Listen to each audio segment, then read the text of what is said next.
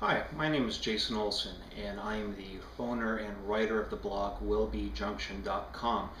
It's in regards to my N-scale layout that I'm currently building. It's a 3.5 by 6.5 foot layout on plywood benchwork. And one of the things that I wanted to do as a new railroader myself was get involved in landscaping. And after watching a lot of great videos and DVDs online and not having any experience by myself, I wanted to see and experiment for the first time before I actually applied any of these techniques and plaster and paint and glue and whatnot to my actual layout. So to get my feet a little wet, I went online and looked for some basic kits. And I came across something here called the Mountain Diorama Kit. It's made by Woodland Scenics, and it's actually under their Diorama line of products. And their Diorama line of products is actually for school projects such as building missions or volcanoes, stuff that you would find in U.S. history classes or archaeology classes, or just projects for kids at home. But the great thing about it is it uses the exact same materials, almost product by product, that model railroaders would use for their layouts. The only difference is the packaging. And again, I have here the Mountain Diorama Kit. They have 4 kits in their basic line. One is just a landscaping kit. One is a Desert Oasis kit. One is a water effects kit, and this being the last one. I chose this one specifically because it did have some of the rocks features and some molds on here, and I'm definitely going to include that on my layout. So why not practice building some rock facings and with molds. So what this video is here today is an unboxing of this product and showing you what exactly comes in the Mountain Diorama Kit. All 4 of these kits usually retail for about $20. You can find them online or at trade shows like the Great Train Expo or whatnot for between $17 and $18. You might save a buck or two here online. You can also find these at many hobby stores as well. It doesn't necessarily have to be a train store. If there's a Michael's or a Tall Mouse in your area, you will find this in the adult or teen section with other modeling products as well. The only one thing before I go ahead and open this up, I did notice once I bought this, even though it shows everything that's included here on the box itself, I didn't notice it does not include the base, which is a little misleading because right on the front it says includes everything you need to build this diorama. But under closer inspection, it does not include the base. The base is sold separately, and they actually have 2 bases. They have a small base, and what I ended up doing is going ahead and buying the large base. The large base retails for about $10. It's 16.5 inches by 11 inches by 18 inches high, and that includes the backdrop if you want to use the backdrop. The smaller one is about $8 retail, but the problem is it's only about 2/3 the size, and the plastic base itself on the smaller one is very flimsy. I find that this, the larger one has a much sturdier base to it. It's much thicker, and for $2 more, you get a lot larger footprint. And since I plan on building a diorama for my N-scale models, I definitely want to take advantage of as much of the modeling techniques that I can, and I'm probably even going to expand on this a little bit. I would like to put a little river or a water feature in here as well, maybe a small lake or a pond, and definitely work with some gravel and be able to put 1 or 2 of my structures on here for photographing. So with that being said, let's go ahead and open this up. Okay, now that I have the products unboxed here and laying out in front of you, let me go over some of the items inside. First thing you're going to see here in the back is there are 2 pieces of folded cardboard. This cardboard here is considered the side panels. This would be if I wanted to build a diorama and have the sides and the background that would fit into my base. They have two pieces here, so you could make a box, or if you screw up on cutting one side, you can go ahead and try again with the second. But you don't have to keep this way. In other words, in the box, in the picture here, they're using it going all the way around, but you can see that they've cut quite a bit of it and painted it then black. So you could paint it any color you want. Second thing here is we've got one roll of plaster cloth. This is something that you would cut, go ahead and dip in water. It's somewhat porous, and then you would lay that over your crumpled up newspaper that you don't see here for your mountain forming or your terraforming, and go ahead and let dry. And that's what you're going to paint and adhere your rock faces to. Speaking of rock faces, here is the mold that they give you. It's a little cheap. There's 3 rock facings here that you would go ahead and pour your hydrocal in to go ahead and make your moldings or your castings here.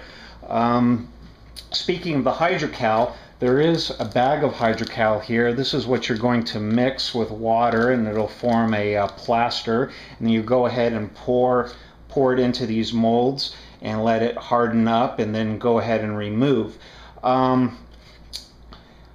The one thing about Woodland Scenics here is they do sell other kits, rubber molds made out of silicone that are much more detailed. I think might be would probably last longer than this. I don't know, honestly, don't know how well this is going to hold up over time. But the silicone ones, very similar to like a muffin, New Age muffin tins, you could use over and over again, and they come in a variety of sizes and variety of rock patterns, everything from real sharp edges to smoother ones, boulders of different sizes and whatnot. Next along we have your spray. What you're going to use is to spray water and a glue solution. The nice thing is here is they've got it marked on the side for your measurements, but basically this is what you're going to put glue and water in and spray down your model base when you go ahead and apply your ground cover and foam.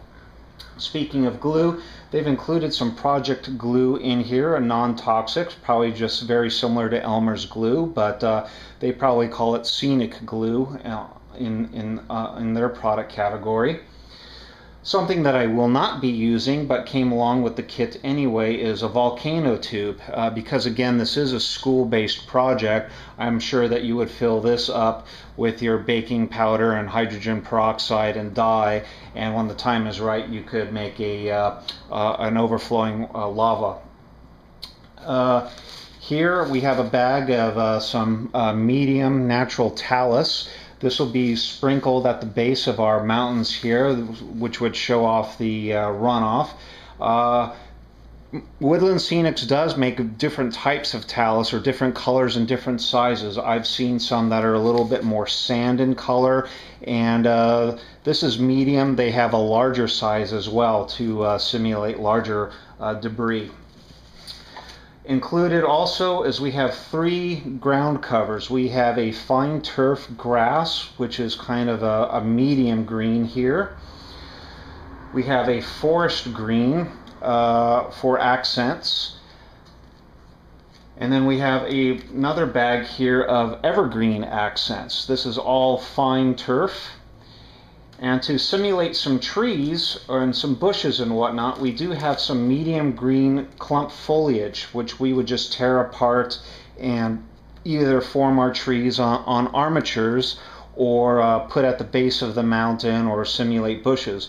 The one thing I am kind of disappointed is even though in the picture it shows trees, under closer inspection there are no armatures or tree armatures in here. Those are also sold separately, so I would imagine that they aren't using the armatures in here. That's why these all look very cone shaped, like a conifer tree, as opposed to an actual tree with branches that you would see and whatnot. Now this is kind of interesting to me. This is a a very generic solo cup that you would find at most restaurants or picnics, that they've put some holes on the top of the thing. You can imagine getting these at a Mexican restaurant for salsa or whatnot, but they drilled some holes in here. And basically what you would do is use this as a shaker.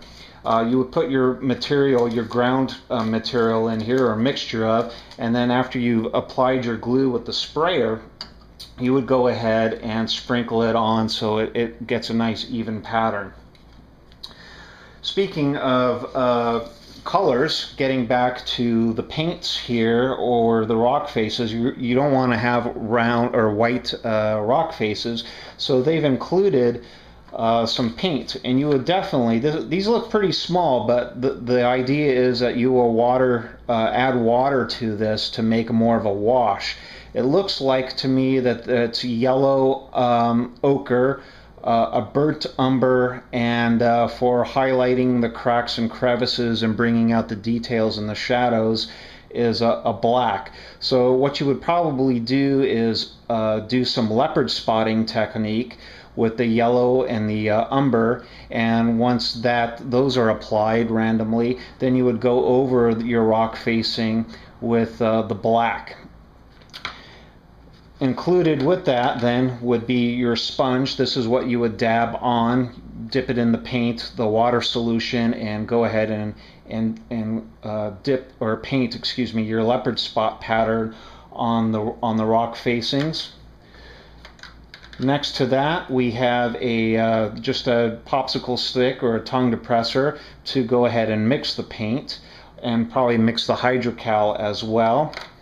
And then they've included a small bottle of paint here of earth undercoat.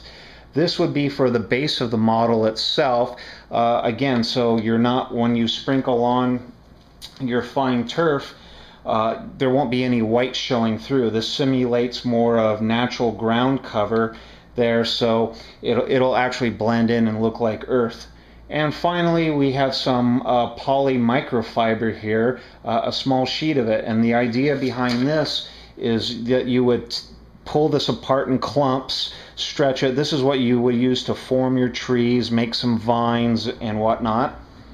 And then finally here, well, one nice thing that they've included is a color instruction kit here, kind of take you through the paces one by one of how to mix everything, gives you some ideas how to apply the paint, how to do the mixture ratios, again showing you how you would sprinkle on the materials, how you would even color the talus if you wanted to color it.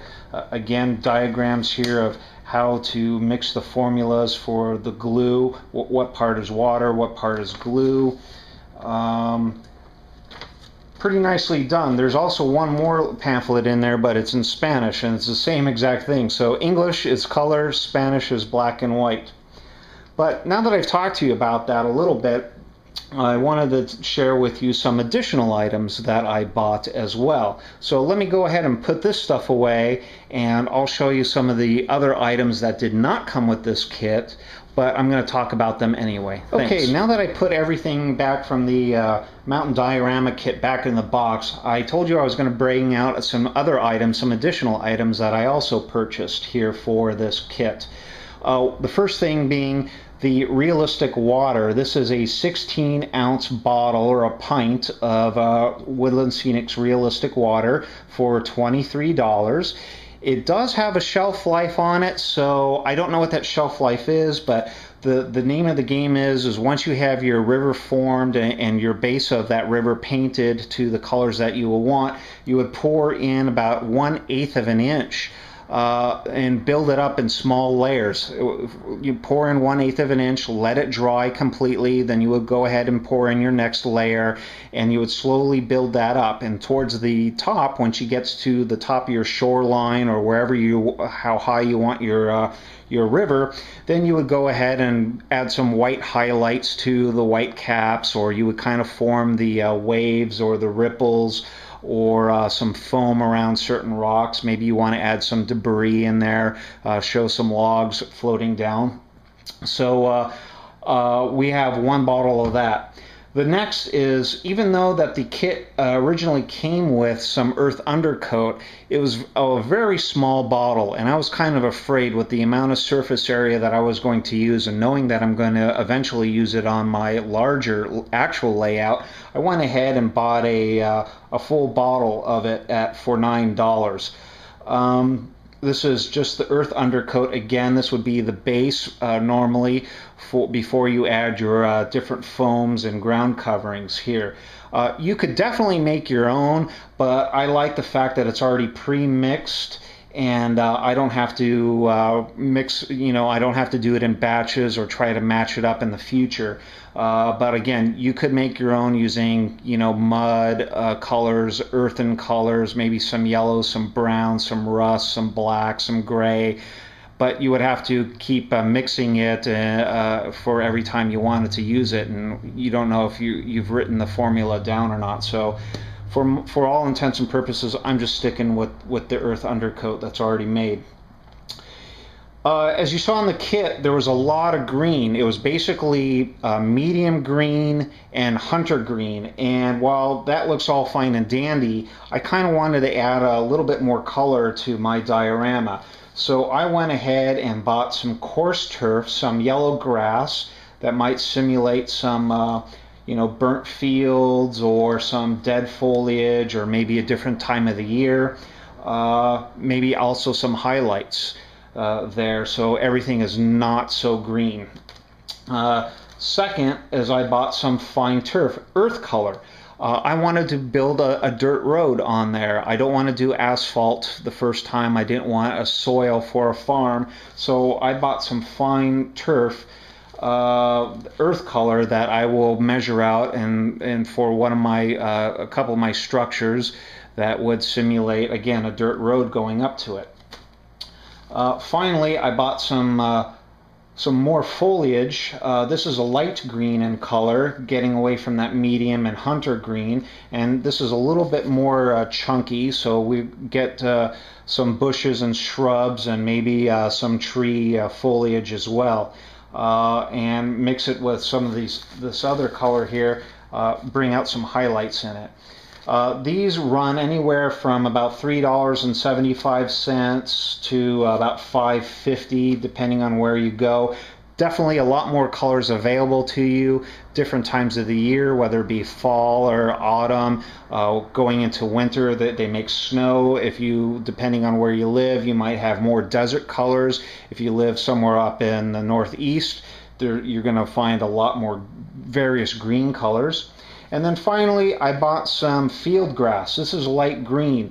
This is a very fine hair-like product that, using some scissors, I would take a little bit of it, cut off something maybe a quarter an inch, maybe a little bit longer, and dab the end in some glue and put that maybe around the base of my or on the banks of my river or the banks of my pond. I might put this around some tree trunks, maybe to kind of hide some, if I make any mistakes, holes in the plaster or anything like that.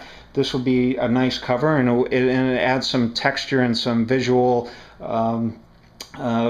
interest to it as well. How many times do you go out and you see signs on the side of the road, and there's a tuft of grass growing around the side of the road or around the sign because they can't get the weed whacker, or they can't get a what do you call it, a lawnmower, a power lawnmower around that. So sometimes the grass is a little bit thicker. So that's basically what I'm going to do here.